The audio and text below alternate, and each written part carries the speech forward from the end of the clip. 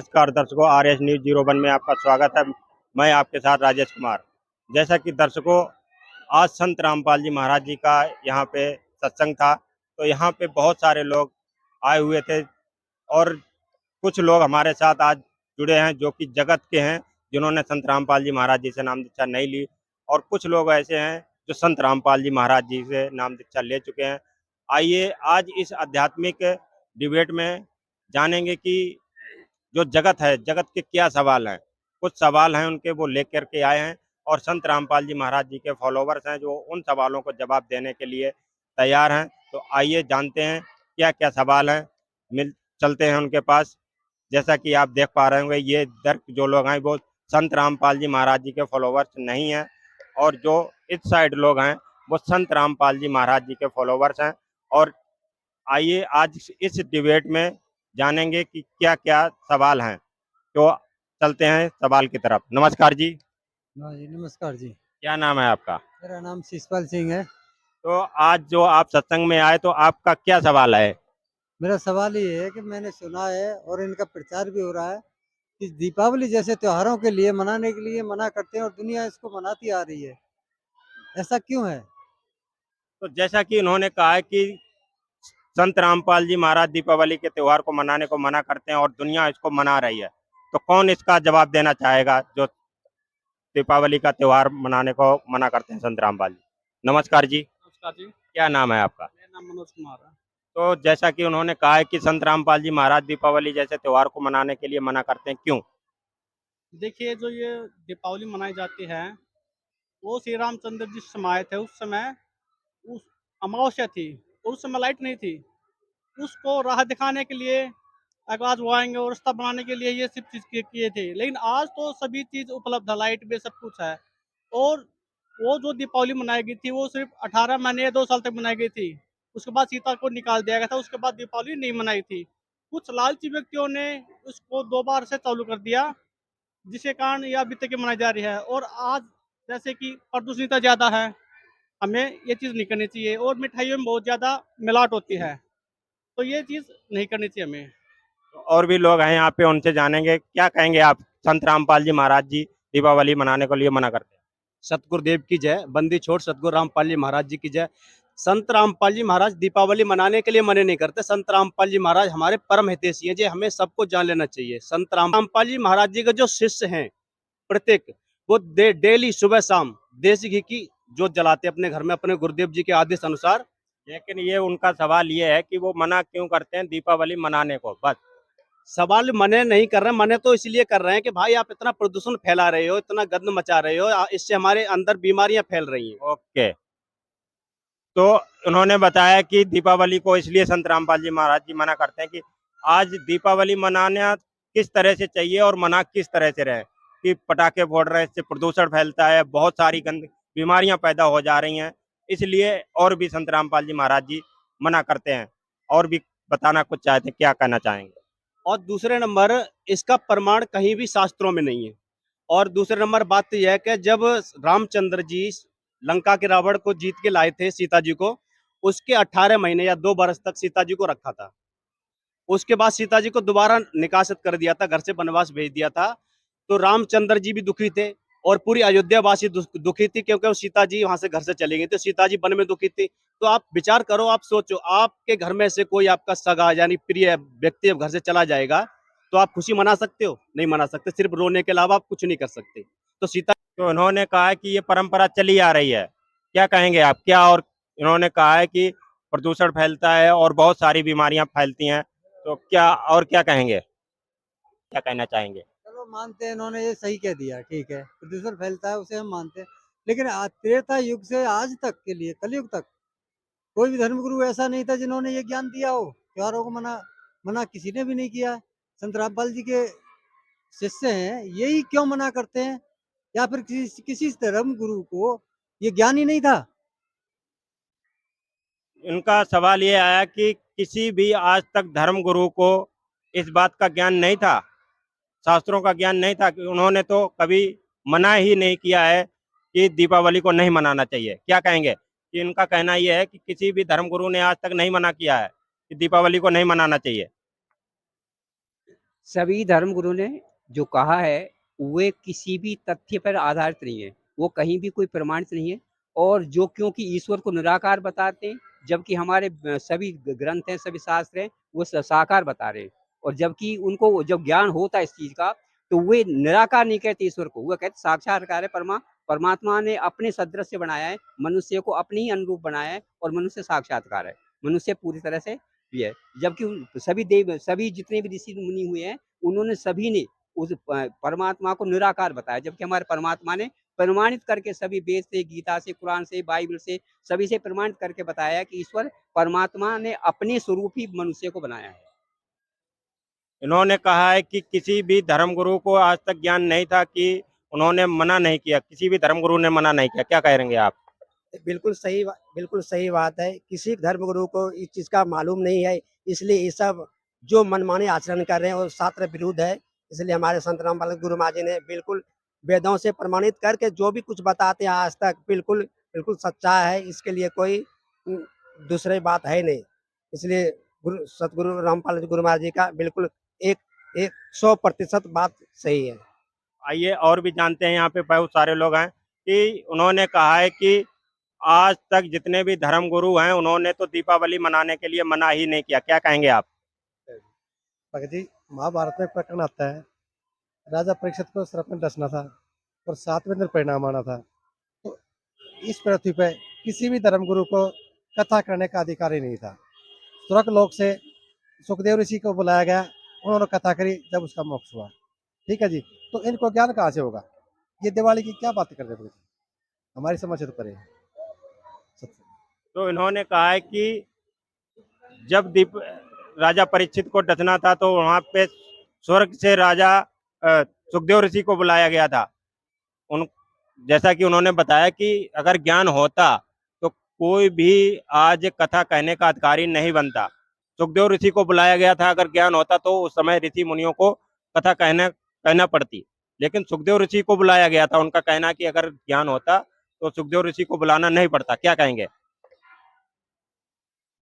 तो भाई हम कैसे माने कि संत रामपाल जी महाराज का सही ज्ञान है और किसी भी धर्म गुरु को सही ज्ञान नहीं है? कैसे माने? इसका आंसर आप दीजिए। तो जैसा कि एक और प्रश्न उन्होंने कर दिया है कि हम कैसे माने कि संत रामपाल जी महाराज जी का ज्ञान सही है और किसी भी धर्म गुरु का ज्ञान सही नहीं है। क्या कहेंगे आप? कौन जवाब देना चाहेगा? देखिए, संत रामपाल जी महाराज जो भी ज्ञान बता रहे हैं, वो हमारे शास्त्रों के अनुसार बता रहे हैं। और जो अन्य धर्मगुरु है, उनका ज्ञान शास्त्रों पर आधारित नहीं है। तो जो हमारे वेद, गीता, पुराण है, उनको हमने संत रामपाल जी महाराज के ज्ञान से मैच किया, तो उनका ज्ञान ठीक था। और जो अन्य धर्मगुरु है, उनके पास कोई भी शास्त्र का आधार नहीं है। वे तो अपनी मनमानी पूजा करवा रहे हैं और वैसे ही संसार को गुमराह कर रहे हैं। जैसा कि अभी आपने सुना, और कौन बताना चाहेगा कि उनका कहना ये है कि केवल संत रामपाल जी ही शास्त्रों का ज्ञान बता रहे हैं और किसी को ज्ञान नहीं था क्या? ये उनका कहना है। सतगुरुदेव की जय। जिन भाई साहब का क्वेश्चन है कि संत रामपाल जी महाराज जी को शास्त्रों का ज्ञान है और किसी को नहीं है क्या? बिल्कुल सही बात है। देखो, कबीर साहब को आज दुनिया मान रही है, चाहे वो किसी भी धर्म का है, किसी भी पंथ का है, किसी भी जाति का है ना, किसी को फॉलो कर रहा है, पर कबीर साहब को सब मान रहे हैं और फॉलो भी कर रहे हैं। तो कबीर साहब की एक वाणी है कि सतगुरु के लक्षण कहूँ, यानी कि सतगुरु की मैं बात बता रहा हूँ। सतगुरु के मतलब क्या लक्षण होंगे कि सतगुरु के लक्षण कहूँ, मधुरे बैन विनोद, 4 वेद 6 शास्त्र, मुख कहे 18 बोध। यानी कि अपने शास्त्रों से ज्ञान कराएगा सारा कुछ, अपने 4 वेद, पवित्र गीता जी, पवित्र 18 कुरानों का। तो हमारे संत रामपाल जी महाराज जी ये ज्ञान करा रहे हैं। इसके अलावा कोई भी संत इस धरती पर आप बता दो, और कौन सा संत हमें ये ज्ञान बता रहा है? सिर्फ संत रामपाल जी महाराज जी सच्चा ज्ञान बता रहे हैं हमारे शास्त्र अनुसार। सत साहिब जी। और कौन बताना चाहेगा कि संत रामपाल जी महाराज जी सही ज्ञान दे रहे हैं और अन्य धर्म गुरु आज तक किसी ने ये ज्ञान नहीं बताया? क्या कहेंगे? सच्चा है, क्योंकि हमारे गुरुजी संत रामपाल जी महाराज जी तत्दर्शी संत है, क्योंकि वो शास्त्र के अनुकूल वो अपना बताते हैं और मन ग्रंथ नहीं बताते हैं। जबकि हमारे ये लोग जो बताते हैं कि मतलब पूजा नहीं करना चाहिए, मना कर दे, दिवाली नहीं करना चाहिए, हमारे गुरुजी बताते हैं कहीं भी शास्त्र वेद में कहीं भी नहीं इसको लिखा हुआ है जो हमें दिवाली मनाना है या किसी चीज़ का इस त्यौहार व्रत करना है। ये सब मना किया गया है, कहीं भी कोई शास्त्र वेद में नहीं है। इन्होंने कहा है कि किसी भी शास्त्र में या किसी भी धर्म गुरु ने इसलिए नहीं आज तक बताया कि उनको ज्ञान नहीं था। अब क्या कहना चाहेंगे आप?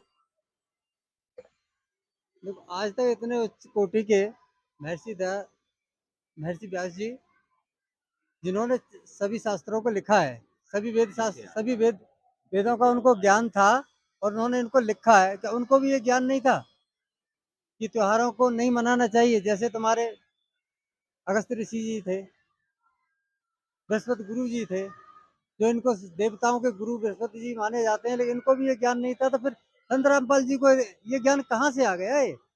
ये कोई अलग से निकाल के लाए हैं, क्या बात है? हमारी समझ में नहीं आता। तो इन्होंने एक और प्रश्न को खड़ा कर दिया है। इन्होंने कहा है कि अगस्त ऋषि और वेद व्यास जो समस्त जो धर्मशास्त्र हैं उनके रचयिता हुए हैं, उनका व्याख्या की है, तो उनको भी ज्ञान नहीं था। और जैसे कि बृहस्पति ऋषि हुए हैं, उन्होंने भी इन ज्ञान को नहीं खोला, तो संत रामपाल जी महाराज जी को ये ज्ञान कैसे हो गया?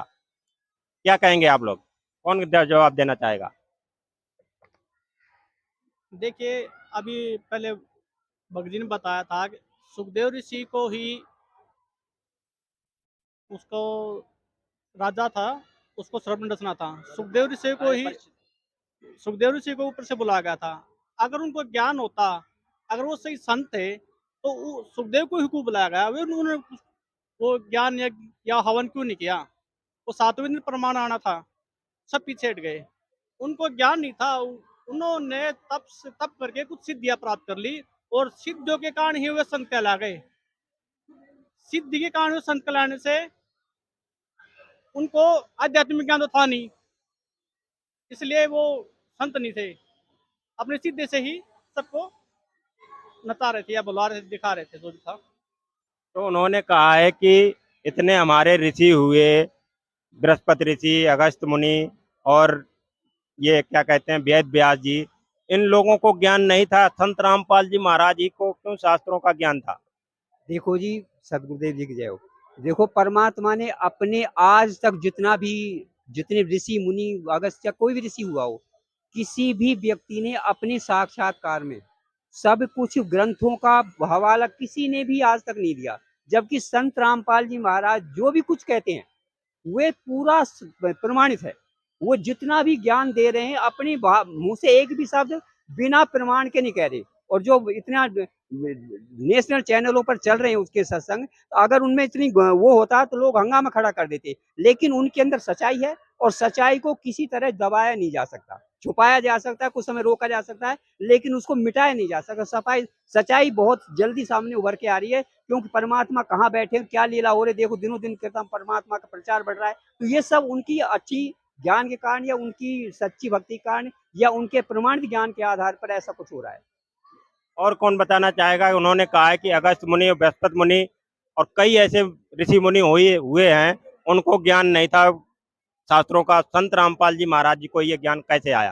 क्या कहेंगे? सतगुरुदेव की जय। परमात्मा सत्संग में बताते हैं भगत जी, गीता का ज्ञान कृष्ण को खुद नहीं है, गीता ज्ञान देने वाला कोई और है। ठीक है जी। और ये धर्मगुरु ठेकेदार बने बैठे हैं, 13 चैनलों पर परमात्मा सत्संग आता है, एक भी कोई सामने बोलने वाला नहीं है। कितनी बार परमात्मा ने डेविड के लिए बुलाया, कि कोई आने के तैयार नहीं है। तो परमात्मा तो दिल खोल के कहते हैं गीता ज्ञान नहीं इन लोगों को। उनका प्रश्न ये है, उनका प्रश्न ये है कि इतने ऋषि मुनि हुए हैं, उनको शास्त्रों का ज्ञान नहीं हुआ, तो रामपाल जी महाराज जी को ये ज्ञान कैसे हुआ? डॉक्टरी भाषा डॉक्टरी जानता है जी, वेद की भाषा वेद ही जानता है भाई, क्या जड़ी है, किस जड़ी से बनता है। तो रामपाल जी महाराज पूर्ण परमात्मा है, वे ज्ञाता है। ठीक है जी, वे सब जानता है, जाने जाने दे। उन्होंने कहा है कि संत रामपाल जी महाराज जी पूर्ण वेदों के ज्ञाता, और मान लीजिए इन्होंने एक और हवाला दिया है कि अगर वो उस समय ऋषि महर्षि ज्ञान रखते होते तो सुखदेव ऋषि को स्वर्ग से नहीं बुलाया जाता। अब क्या कहना चाहेंगे आप? जब इन सभी को ज्ञान था, इनको ज्ञान नहीं था, और आप लोगों को या संत रामपाल जी के शिष्यों को ज्ञान था, तो व्यास जी ने इनको जब रचित किया है, तो वो पागल थे क्या? वैसे ही लिख दिया उन्होंने, बिना ज्ञान के ही लिख दिया है।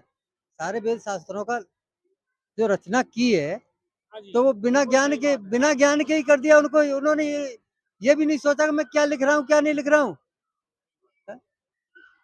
जो आप क्वेश्चन निकाल निकाल के दिखा दिखा रहे इन्होंने हो। कहा है कि वेद व्यास क्या पागल थे जो उन्होंने सभी इतने धर्म ग्रंथ हैं जो उन्होंने रचना की है, तो क्या वो उनको ज्ञान नहीं था?